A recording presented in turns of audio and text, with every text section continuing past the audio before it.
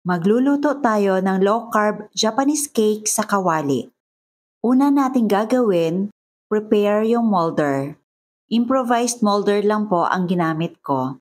Nag-cut lang ako ng parchment paper. Gumamit lang ako ng stapler para mabuo yung bilog. If you love this recipe, please like and share and follow me for more low-carb recipes and health tips. Set aside muna natin ito. Ngayon, mag-whip tayo ng cream cheese. Whip until fluffy. Ang list of ingredients ay ilalagay ko sa last part ng video na ito. Ngayon, kukuha muna ako ng isang bowl. Separate ko ang egg yolk sa egg white. Ititira natin dito sa bagong bowl ang egg white. Ang egg yolk ay ihahalo sa cream cheese.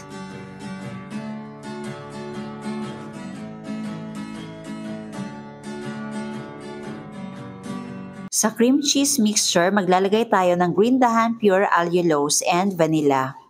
Then whip using electric hand mixer until well incorporated and fluffy.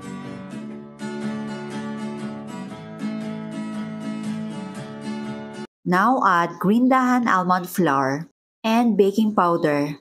Pagkatapos, haluin ng maigi.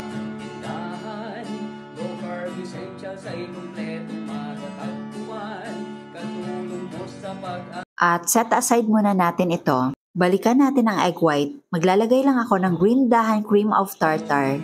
Then whip hanggang sa makabuo po ito ng maraming bubbles. Then add sweetener. Ang ginamit ko po ay Green Dahan pure allulose. Now add vanilla. Continue whipping until we achieve a stiff peak. Healthy oils, coconut products, superfoods, herbs and spices, low-carb breads, kakanin, at may sugar-free ulam pa.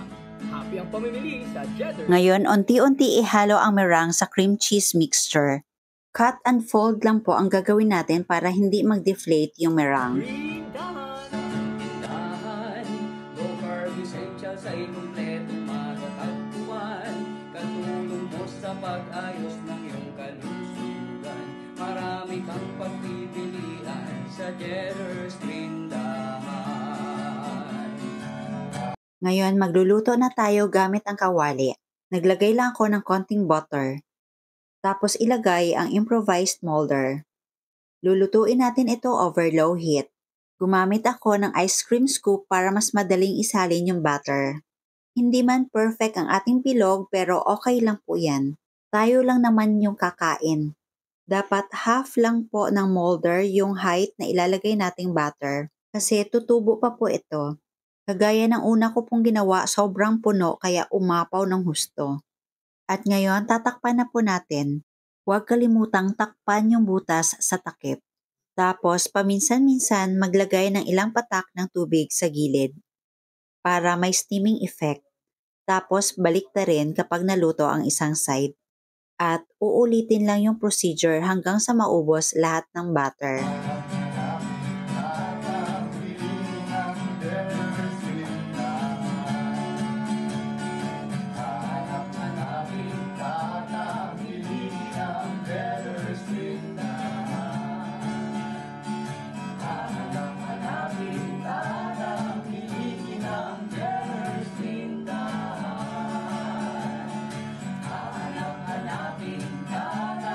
Pagkatapos magluto, tanggalin ang parchment paper.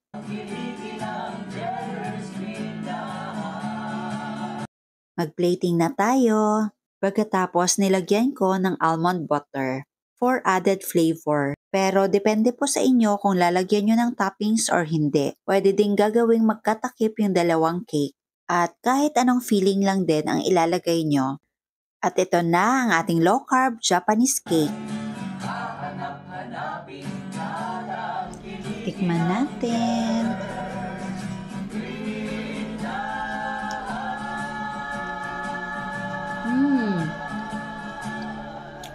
Super sarap.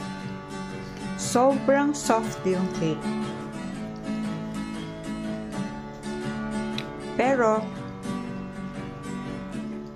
hindi po niya na-overpower yung lasa ng almond butter. Sobrang sarap. Promise. Tingnan nyo naman, oh, di ba?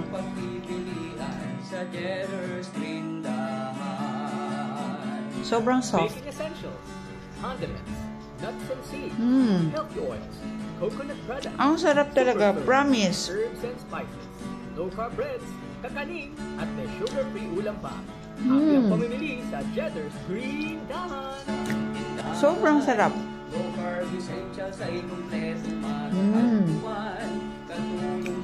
You must try this. Pero, sa mga oxalate sensitive po, alisin na lang yung almond butter toppings. At yung almond flour, pwede nyo pong palitan ng coconut flour.